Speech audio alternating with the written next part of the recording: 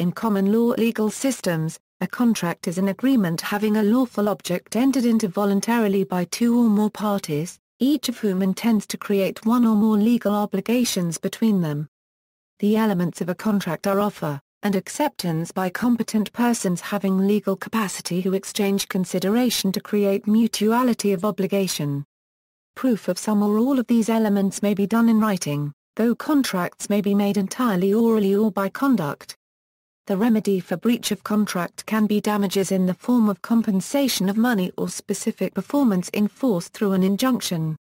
Both of these remedies award the party at loss the benefit of the bargain, or expectation damages, which are greater than mere reliance damages, as in promissory estoppel. The parties may be natural persons or juristic persons. A contract is a legally enforceable promise or undertaking that something will or will not occur. The word promise can be used as a legal synonym for contract, although care is required as a promise may not have the full standing of a contract, as when it is an agreement without consideration.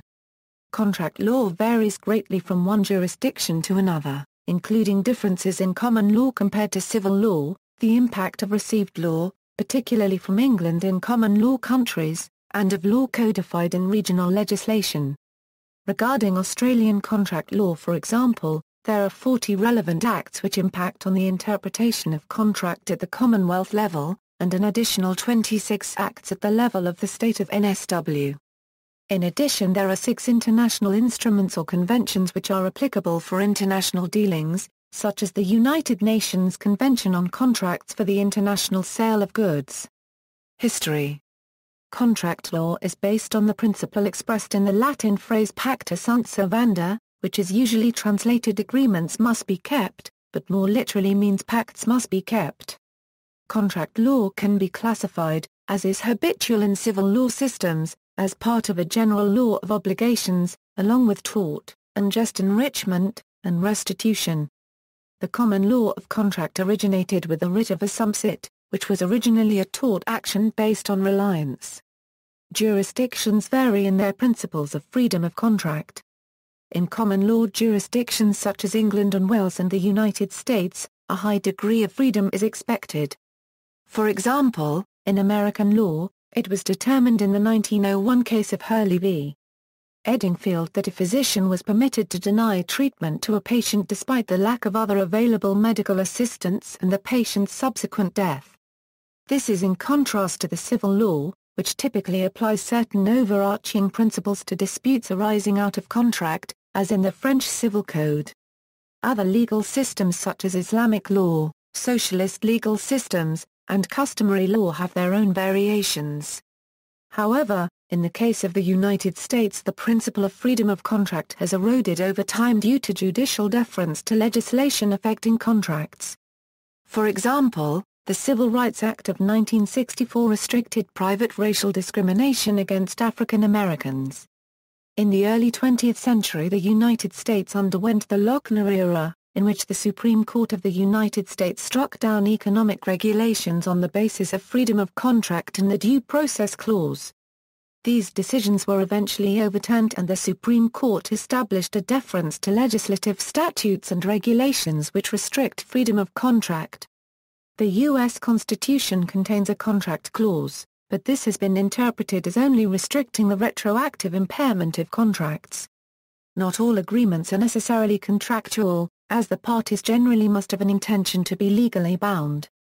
In American English, a gentleman's agreement is one which is not intended to be legally enforceable. The equivalent concept can be expressed in agreement binding in honor only. Commercial use. Contracts are widely used in commercial law, and form the legal foundation for transactions across the world.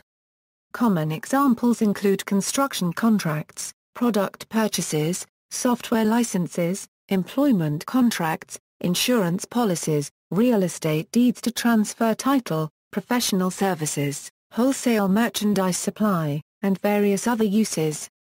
Online contracts have become common. E-signature laws have made the electronic contract and signature as legally valid as a paper contract. It has been estimated that roughly 110 electronic contracts are signed every second. From a legal point of view, in India, E-contracts are governed by the Indian Contract Act, according to which certain conditions need to be fulfilled while formulating a valid contract.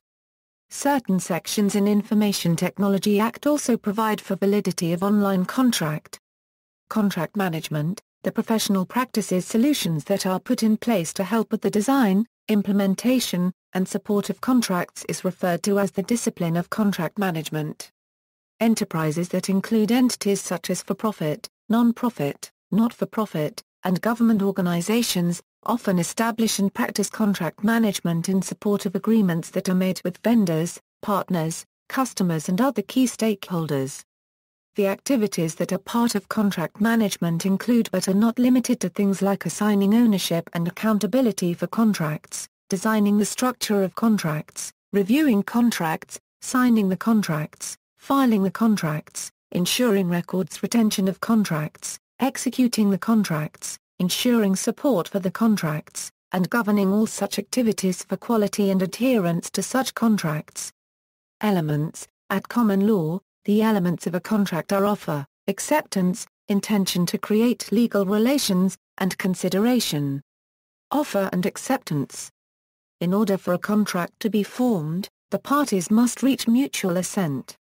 This is typically reached through offer and an acceptance which does not vary the offer's terms, which is known as the mirror image rule. If a purported acceptance does vary the terms of an offer, it is not an acceptance but a counter-offer and, therefore, simultaneously a rejection of the original offer.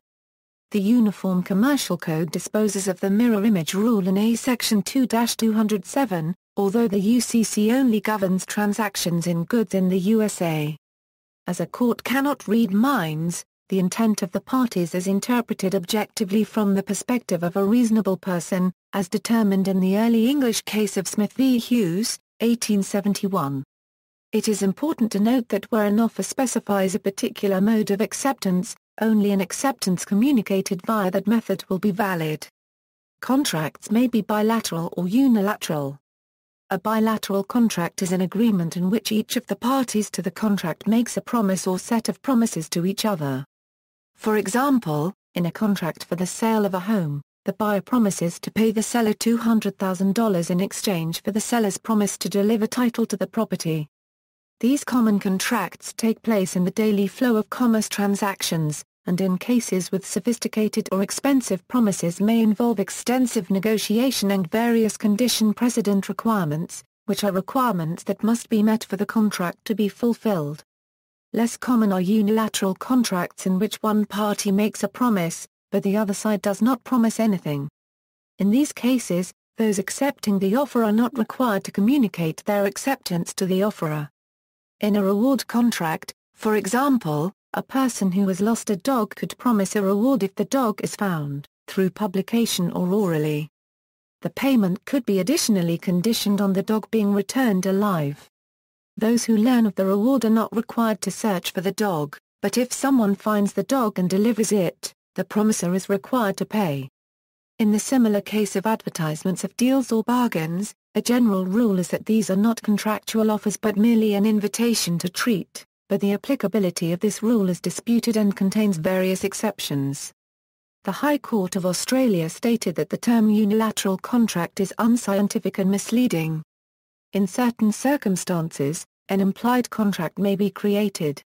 A contract is implied in fact if the circumstances imply that parties have reached an agreement even though they have not done so expressly. For example, a patient may implicitly enter a contract by visiting a doctor and being examined.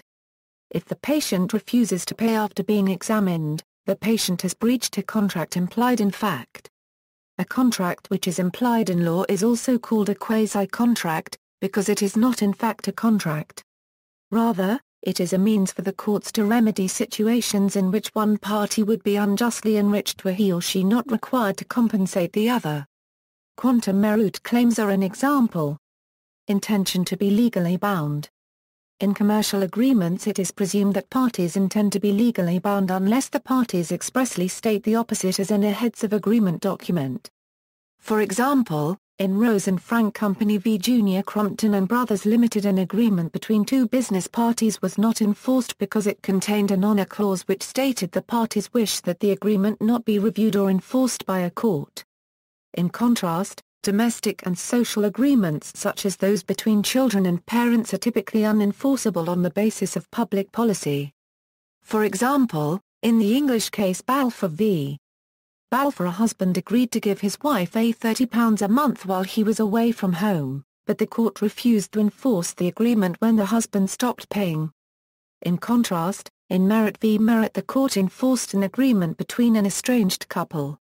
Consideration. Consideration is something of value given by a promisor to a promisee in exchange for something of value given by a promisee to a promisor. Typically, the thing of value is a payment, although it may be an act, or forbearance to act, when one is privileged to do so, such as an adult refraining from smoking. This thing of value or forbearance from some legal right is considered to be a legal detriment. In the exchange of legal detriments, a bargain is created. In the United States, the emphasis has shifted to the process of bargaining as exemplified by Hammer v. CJ. Roman law-based systems do not require consideration, and some commentators have suggested that consideration be abandoned, and estoppel be used to replace it as a basis for contracts. However, legislation, rather than judicial development, has been touted as the only way to remove this entrenched common law doctrine. Lord Justice Denning famously stated that the doctrine of consideration is too firmly fixed to be overthrown by a side wind. Courts will typically not weigh the adequacy of consideration as long as the consideration is determined to be sufficient, with sufficiency defined as meeting the test of law, whereas adequacy is the subjective fairness or equivalence. For instance, agreeing to sell a car for a penny may constitute a binding contract if a party desires the penny. This is known as the Peppercorn Rule, but in some jurisdictions, the penny may constitute legally insufficient nominal consideration. Parties may do this for tax purposes, attempting to disguise gift transactions as contracts.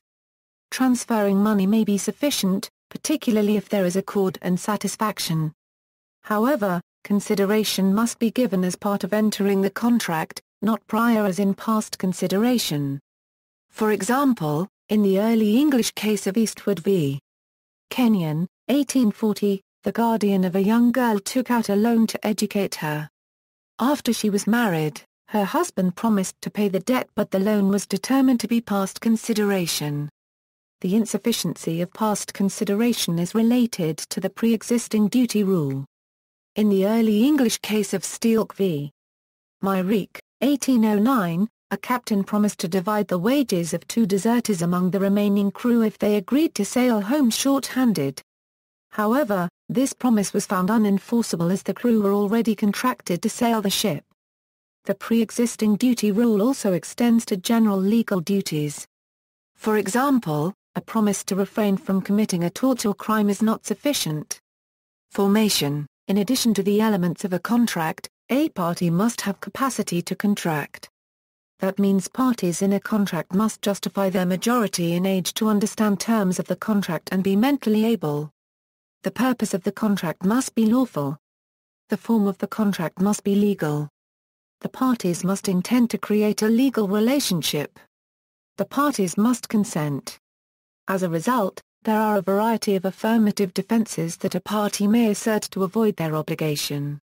Affirmative defenses, vitiating factors constituting defenses to purported contract formation include, mistake, incapacity, including mental incompetence and infancy minority, duress, undue influence, unconscionability, misrepresentation or fraud, frustration of purpose. Such defenses operate to determine whether a purported contract is either void or avoidable. Void contracts cannot be ratified by either party. Voidable contracts can be ratified. In the United States, persons under 18 are typically minor and their contracts are considered voidable. However, if the minor voids the contract, benefits received by the minor must be returned.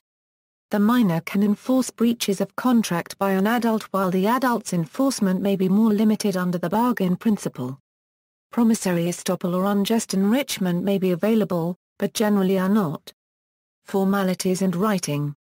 Typically, contracts are oral or written, but written contracts have typically been preferred in common law legal systems. In 1677 England passed the Statute of Frauds, which influenced similar statute of frauds laws in the United States and other countries such as Australia. In general, the Uniform Commercial Code as adopted in the United States requires a written contract for tangible product sales in excess of $500, and real estate contracts are required to be written. If the contract is not required by law to be written, an oral contract is valid and therefore legally binding. The United Kingdom has since replaced the original Statute of Frauds, but written contracts are still required for various circumstances such as land. If a contract is in a written form, and somebody signs it, then the signer is typically bound by its terms regardless of whether they have actually read it, provided the document is contractual in nature. However, affirmative defenses such as duress or unconscionability may enable the signer to avoid the obligation. Further, reasonable notice of a contract's terms must be given to the other party prior to their entry into the contract. An unwritten, unspoken contract, also known as a contract implied by the acts of the parties, which can be either an implied in fact contract or implied in law contract, may also be legally binding. Implied in fact contracts are real contracts under which the parties receive the benefit of the bargain. However, contracts implied in law are also known as quasi-contracts, and the remedy is quantum meruit, the fair market value of goods or services rendered. Invitation to treat. Where a product in large quantities is advertised in a newspaper or on a poster, it generally is not considered an offer but instead will be regarded as an invitation to treat, since there is no guarantee that the store can provide the item for everyone who might want one. However, an exception to this rule may be made if an advertisement includes a reward, which is what happened in the famous case of Carlisle v. Cabolick's Smoke Ball Company, decided in 19th century England. In Carlisle, a medical firm advertised a smoke ball marketed as a wonder drug that would, according to the instructions, protect users from catching the flu. If it did not work, buyers would receive £100 and the company said that they had deposited £1,000 in the bank to show their good faith.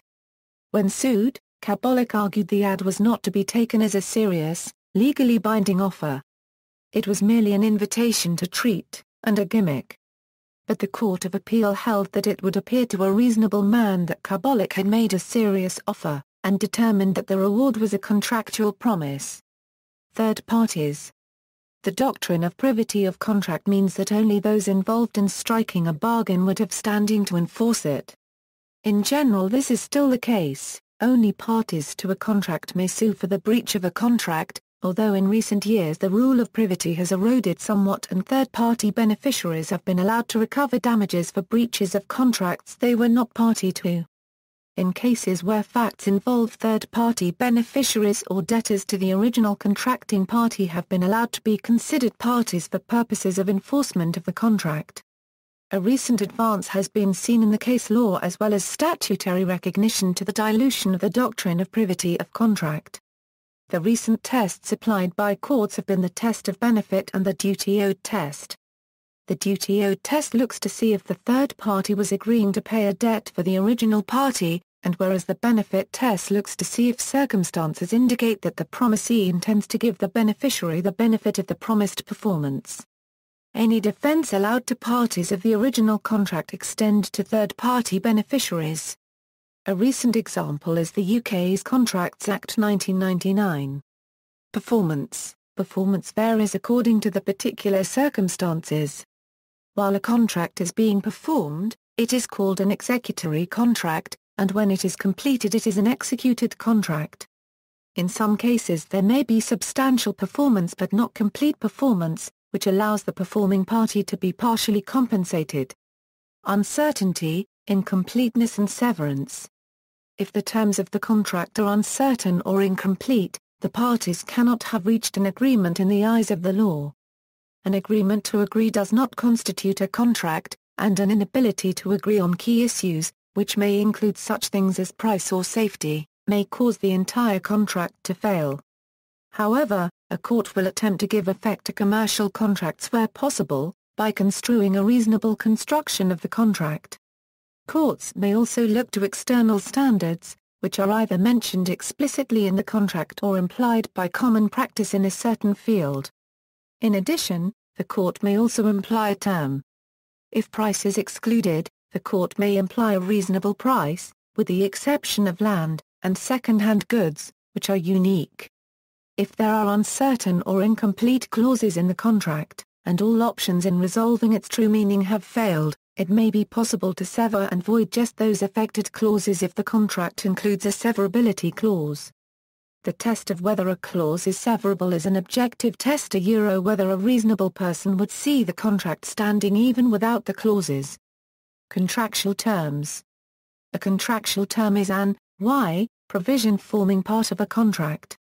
Each term gives rise to a contractual obligation, breach of which can give rise to litigation. Not all terms are stated expressly, and some terms carry less legal weight as they are peripheral to the objectives of the contract. Standard form contracts contain boilerplate, which is a set of one-size-fits-all contract provisions. However, the term may also narrowly refer to conditions at the end of the contract which specify the governing law provision, venue, assignment and delegation, waiver of jury trial, notice, and force majeure. Restrictive provisions and contracts where the consumer has little negotiating power attract consumer protection scrutiny. Classification of terms. Contractual terms are classified differently depending upon the context or jurisdiction. Terms establish conditions precedent. English common law distinguishes between important conditions and warranties, with a breach of a condition by one party allowing the other to repudiate and be discharged, while a warranty allows for remedies and damages but not complete discharge. Whether or not a term is a condition is determined in part by the party's intent. In a less technical sense, however, a condition is a generic term and a warranty is a promise. Not all language in the contract is determined to be a contractual term. Representations, which are often pre-contractual, are typically less strictly enforced than terms, and material misrepresentations historically was a cause of action for the tort of deceit. Warranties were enforced regardless of materiality. In modern United States law the distinction is less clear, but warranties may be enforced more strictly. Statements of opinion may be viewed as mere puff. In specific circumstances these terms are used differently. For example, in English insurance law, violation of a condition precedent by uninsured is a complete defense against the payment of claims. In general insurance law, a warranty is a promise that must be complied with. In product transactions, warranties promise that the product will continue to function for a certain period of time. In the United Kingdom the courts determine whether a term is a condition or warranty. For example, an actress' obligation to perform the opening night of a theatrical production is a condition, but a singer's obligation to rehearse may be a warranty. Statute may also declare a term or nature of term to be a condition or warranty. For example, the Sale of Goods Act 1979 S15A provides that terms as to title, description, quality and sample are generally conditions. The United Kingdom has also contrived the concept of an intermediate term, first established in Hong Kong Fur Shipping Company Limited v Kawasaki Kisen Kesho Limited, 1962. Representations versus warranties. Statements of fact in a contract or in obtaining the contract are considered to be either warranties or representations. Traditionally, warranties are factual promises which are enforced through a contract legal action, regardless of materiality, intent, or reliance. Representations are traditionally pre-contractual statements which allow for a tort-based action if the misrepresentation is negligent or fraudulent. Historically a tort was the only action available, but by 1778, breach of warranty became a separate legal contractual action. In U.S. law, the distinction between the two is somewhat unclear. Warranties are viewed as primarily contract-based legal action while negligent or fraudulent misrepresentations are tort-based, but there is a confusing mix of case law in the United States. In modern English law, sellers often avoid using the term represents in order to avoid claims under the Misrepresentation Act 1967, while in America warrants and represents is relatively common. Some modern commentators suggest avoiding the words and substituting state or agree, and some model forms do not use the words. However, others disagree. Statements in a contract may not be upheld if the court finds that the statements are subjective or promotional puffery. English courts may weigh the emphasis or relative knowledge in determining whether a statement is enforceable as part of the contract. In the English case of Van Nerman v. White, the court upheld a rejection by a buyer of hops which had been treated with sulfur since the buyer explicitly expressed the importance of this requirement. The relative knowledge of the parties may also be a factor, as in English case of Bissett v. Wilkinson, where the court did not find misrepresentation when a seller said that farmland being sold would carry 2,000 sheep if worked by one team. The buyer was considered sufficiently knowledgeable to accept or reject the seller's opinion. Implied terms. A term may either be express or implied. An express term is stated by the parties during negotiation or written in a contractual document. Implied terms are not stated but nevertheless form a provision of the contract. Terms implied in fact. Terms may be implied due to the factual circumstances or conduct of the parties. In the Australian case of BP Refinery Western Port v. Shire of Hastings, the UK Privy Council proposed a 5-stage test to determine situations where the facts of a case may imply terms. The classic tests have been the business efficacy test, and the officious bystander test. Under the business efficacy test first proposed in the Moorsock, 1889, the minimum terms necessary to give business efficacy to the contract will be implied. Under the officious bystander test Limited v. Sherlaw, 1940, but actually originating in Reagate v. Union Manufacturing Company Limited, 1918, a term can only be implied in fact if an officious bystander listening to the contract negotiations suggested that the term be included. The parties would promptly agree. The difference between these tests is questionable. Terms implied in law, statutes or judicial rulings may create implied contractual terms, particularly in standardized relationships such as employment or shipping contracts. The Uniform Commercial Code of the United States also imposes an implied covenant of good faith and fair dealing in performance and enforcement of contracts covered by the code. In addition, Australia, Israel and India imply a similar good faith term through laws. Most countries have statutes which deal directly with sale of goods, lease transactions, and trade practices. In the United States, prominent examples include, in the case of products, an implied warranty of merchantability and fitness for a particular purpose, and in the case of homes an implied warranty of habitability. In the United Kingdom, implied terms are created by the Sale of Goods Act 1979, the Consumer Protection Regulations 2000 and the Supply of Goods and Services Act 1982. Setting aside the contract, there can be 4 different ways in which contracts can be set aside. A contract may be deemed void, voidable, unenforceable or ineffective. Voidness implies that a contract never came into existence. Voidability implies that one or both parties may declare a contract ineffective at their wish. Kill fees are paid by magazine publishers to authors when their articles are submitted on time but are subsequently not used for publication. When this occurs, the magazine cannot claim copyright for the killed assignment. Unenforceability implies that neither party may have recourse to a court for a remedy. Ineffectiveness implies that the contract terminates by order of a court where a public body has failed to satisfy public procurement law.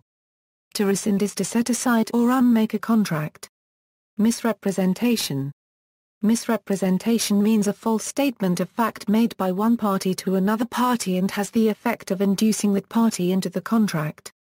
For example, under certain circumstances, false statements or promises made by a seller of goods regarding the quality or nature of the product that the seller has may constitute misrepresentation. A finding of misrepresentation allows for a remedy of rescission and sometimes damages depending on the type of misrepresentation. There are 2 types of misrepresentation, fraud in the factum and fraud in inducement. Fraud in the factum focuses on whether the party alleging misrepresentation knew they were creating a contract. If the party did not know that they were entering into a contract, there is no meeting of the minds, and the contract is void. Fraud and inducement focuses on misrepresentation attempting to get the party to enter into the contract. Misrepresentation of a material fact makes a contract voidable.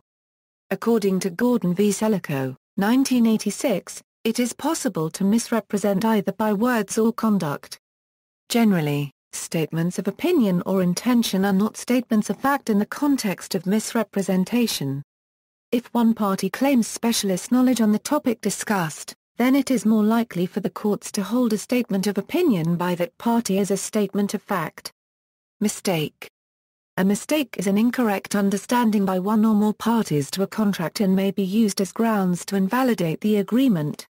Common law has identified three different types of mistake in contract: common mistake, mutual mistake, and unilateral mistake. A common mistake occurs when both parties hold the same mistaken belief of the facts. This is demonstrated in the case of Bell v. Lever Brothers Limited, which established that common mistake can only void a contract if the mistake of the subject matter was sufficiently fundamental to render its identity different from what was contracted, making the performance of the contract impossible. A mutual mistake occurs when both parties of a contract are mistaken as to the terms. Each believes they are contracting to something different. The court usually tries to uphold such a mistake if a reasonable interpretation of the terms can be found. However, a contract based on a mutual mistake in judgment does not cause the contract to be voidable by the party that is adversely affected. See Raffles v. Weyerhaeuser. A unilateral mistake occurs when only one party to a contract is mistaken as to the terms or subject matter. The courts will uphold such a contract unless it was determined that the non-mistaken party was aware of the mistake and tried to take advantage of the mistake. It is also possible for a contract to be void if there was a mistake in the identity of the contracting party. An example is in Lewis v. Avery, where Lord Denning held that the contract can only be avoided if the plaintiff can show that, at the time of agreement, the plaintiff believed the other party's identity was of vital importance. A mere mistaken belief as to the credibility of the other party is not sufficient. Duress and undue influence. Duress has been defined as a threat of harm made to compel a person to do something against his or her will or judgment. Estoppel, a wrongful threat made by one person to compel a manifestation of seeming assent by another person to a transaction without real volition. An example is in Barton v. Armstrong, 1976, a person was threatened with death if they did not sign the contract. An innocent party wishing to set aside a contract for duress to the person need only to prove that the threat was made and that it was a reason for entry into the contract. The burden of proof then shifts to the other party to prove that the threat had no effect in causing the party to enter into the contract. There can also be duress to goods and sometimes, economic duress. Undue influence is an equitable doctrine that involves one person taking advantage of a position of power over another person through a special relationship such as between parent and child or solicitor and client. As an equitable doctrine, the court has discretion. When no special relationship exists, the question is whether there was a relationship of such trust and confidence that it should give rise to such a presumption.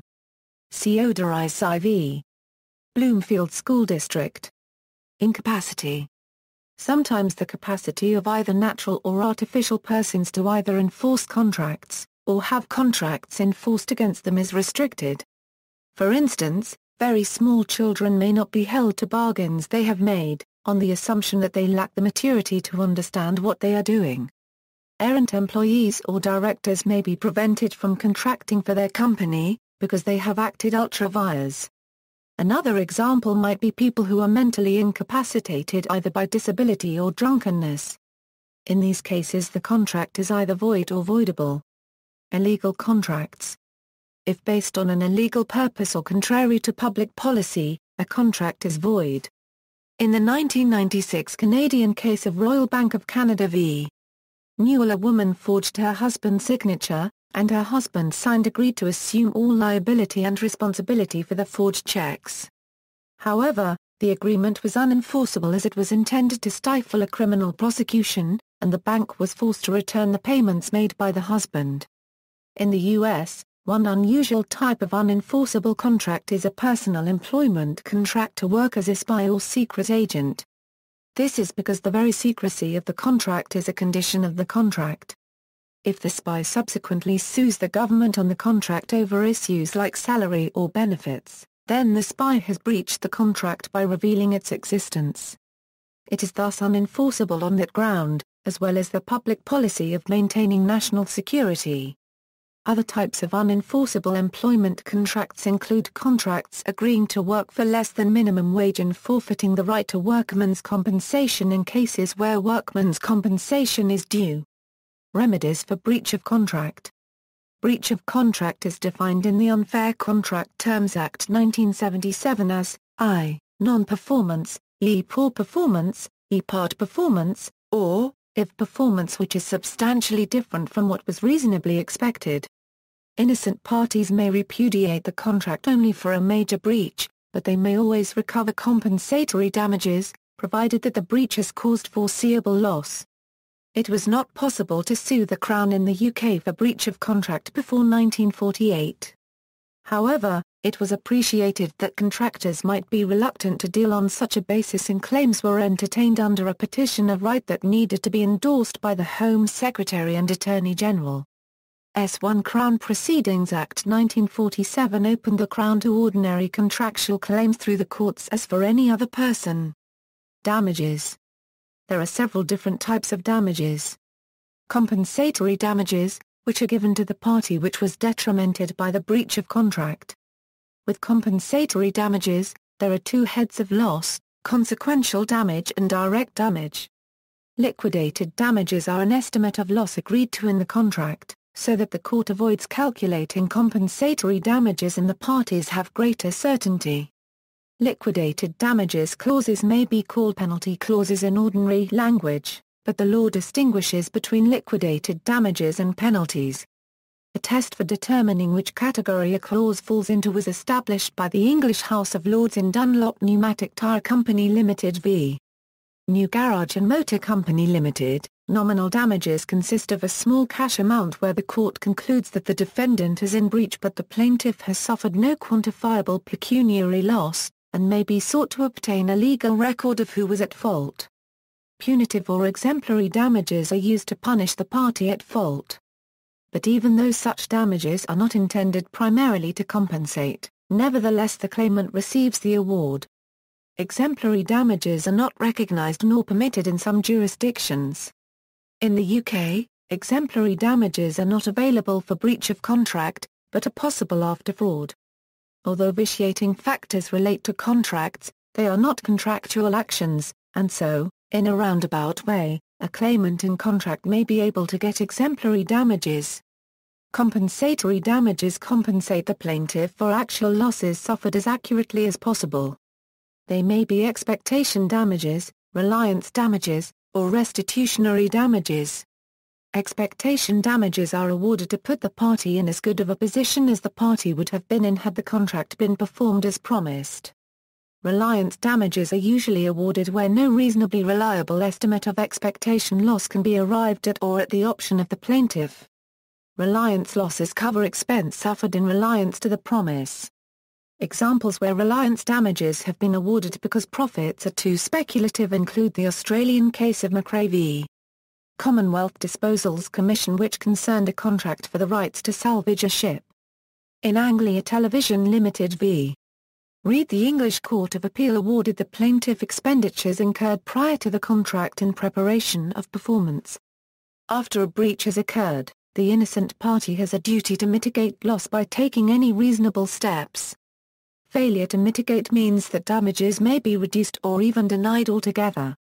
However, Professor Michael Firmston has argued that it is wrong to express rule by stating that the plaintiff is under a duty to mitigate his loss, citing Soteros Shipping Incorporated v. Samayat, the Solholt. If a party provides notice that the contract will not be completed, an anticipatory breach occurs. Damages may be general or consequential. General damages are those damages which naturally flow from a breach of contract. Consequential damages are those damages which, although not naturally flowing from a breach, are naturally supposed by both parties at the time of contract formation. An example would be when someone rents a car to get to a business meeting, But when that person arrives to pick up the car, it is not there. General damages would be the cost of renting a different car. Consequential damages would be the lost business if that person was unable to get to the meeting, if both parties knew the reason the party was renting the car. However, there is still a duty to mitigate the losses. The fact that the car was not there does not give the party a right to not attempt to rent another car. To recover damages, a claimant must show that the breach of contract caused foreseeable loss. Hadley v. Baxendale established that the test of foreseeability is both objective and or subjective. In other words, is it foreseeable to the objective bystander, and or to the contracting parties, who may have special knowledge? On the facts of this case, where a miller lost production because a carrier delayed taking broken mill parts for repair, the court held that no damages were payable since the loss was foreseeable neither by the reasonable man, nor by the carrier, both of whom would have expected the miller to have a spare part in store. Specific performance. There may be circumstances in which it would be unjust to permit the defaulting party simply to buy out the injured party with damages. For example, where an art collector purchases a rare painting and the vendor refuses to deliver, the collector's damages would be equal to the sum paid. The court may make an order of what is called specific performance, requiring that the contract be performed. In some circumstances a court will order a party to perform his or her promise or issue an order, known as an injunction, that a party refrain from doing something that would breach the contract. A specific performance is obtainable for the breach of a contract to sell land or real estate on such grounds that the property has a unique value. In the United States, by way of the 13th Amendment to the United States Constitution, specific performance in personal service contracts is only legal as punishment for a crime whereof the criminal shall be duly convicted. Both an order for specific performance and an injunction are discretionary remedies, originating for the most part in equity. Neither is available as a right, and in most jurisdictions and most circumstances a court will not normally order specific performance. A contract for the sale of real property is a notable exception. In most jurisdictions, the sale of real property is enforceable by specific performance. Even in this case, the defenses to an action in equity may act as a bar to specific performance. Related to orders for specific performance, an injunction may be requested when the contract prohibits a certain action. Action for injunction would prohibit the person from performing the act specified in the contract. Procedure. In the United States, in order to obtain damages for breach of contract or to obtain specific performance or other equitable relief, the aggrieved injured party may file a civil lawsuit in state court. If the contract contains a valid arbitration clause, the aggrieved party must submit an arbitration claim in accordance with the procedures set forth in the clause. Many contracts provide that all disputes arising thereunder will be resolved by arbitration, rather than litigated in courts. Customer claims against securities brokers and dealers are almost always resolved by arbitration because securities dealers are required, under the terms of their membership in self-regulatory organizations such as the Financial Industry Regulatory Authority or New York Stock Exchange, to arbitrate disputes with their customers. The firms then began including arbitration agreements in their customer agreements, requiring their customers to arbitrate disputes. On the other hand, certain claims have been held to be non-arbitrable if they implicate a public interest that goes beyond the narrow interests of the parties to the agreement. Arbitration judgments may generally be enforced in the same manner as ordinary court judgments. However, arbitral decisions are generally immune from appeal in the United States unless there is a showing that the arbitrator's decision was irrational or tainted by fraud. Virtually all states have adopted the Uniform Arbitration Act to facilitate the enforcement of arbitrated judgments. Notably, New York State, where a sizable portion of major commercial agreements are executed and performed, has not adopted the Uniform Arbitration Act. In England and Wales, a contract may be enforced by use of a claim, or in urgent cases by applying for an interim injunction to prevent a breach. Likewise, in the United States, an aggrieved party may apply for injunctive relief to prevent a threatened breach of contract, where such breach would result in irreparable harm that could not be adequately remedied by money damages. Contract theory. Contract theory is the body of legal theory that addresses normative and conceptual questions in contract law. One of the most important questions asked in contract theory is why contracts are enforced. One prominent answer to this question focuses on the economic benefits of enforcing bargains. Another approach, associated with Charles Fried, maintains that the purpose of contract law is to enforce promises. This theory is developed in Fried's book, Contract as Promise. Other approaches to contract theory are found in the writings of legal realists and critical legal studies theorists. More generally, writers have propounded Marxist and feminist interpretations of contract. Attempts at overarching understandings of the purpose and nature of contract as a phenomenon have been made, notably relational contract theory originally developed by U.S. contract scholars Ian Roderick McNeil and Stuart Macaulay, building at least in part on the contract theory work of U.S. scholar Lon L. Fuller, while U.S. scholars have been at the forefront of developing economic theories of contract focusing on questions of transaction cost and so-called efficient breach theory. Another dimension of the theoretical debate in contract is its place within, and relationship to a wider law of obligations. Obligations have traditionally been divided into contracts, which are voluntarily undertaken and owed to a specific person or persons, and obligations in tort which are based on the wrongful infliction of harm to certain protected interests, primarily imposed by the law, and typically owed to a wider class of persons. Recently it has been accepted that there is a third category, restitutionary obligations, based on the unjust enrichment of the defendant at the plaintiff's expense. Contractual liability, reflecting the constitutive function of contract, is generally for failing to make things better, liability in tort is generally for action making things worse, and liability in restitution is for unjustly taking or retaining the benefit of the plaintiff's money or work. The common law describes the circumstances under which the law will recognize the existence of rights, privilege or power arising out of the promise. Gallery. See also: by country, Australian contract law, English contract law, German contract law, Indian contract law, United States contract law, South African contract law. Notes. References: Ewan McKendrick, Contract Law, Text, Cases and Materials, Oxford University Press, ISBN 0-19-927480-0, P.S. Attia, The Rise and Fall of Freedom of Contract, Clarendon Press, ISBN 0-19-825342-7, Randy E. Barnett, Contracts, Aspen Publishers, ISBN 0-7355-6525-2, Scott Fruewald, Reciprocal Altruism as the Basis for Contract, 47 University of Louisville Law Review 489. External links: Australian Contract Law, Uniform Commercial Code, Cornell Law School Contracts, An Overview, Principles of European Contract Law, United Nations Convention on Contracts for the International Sale of Goods, Vienna, April 11, 1980, LexisNexis Capsule Summary, Contracts.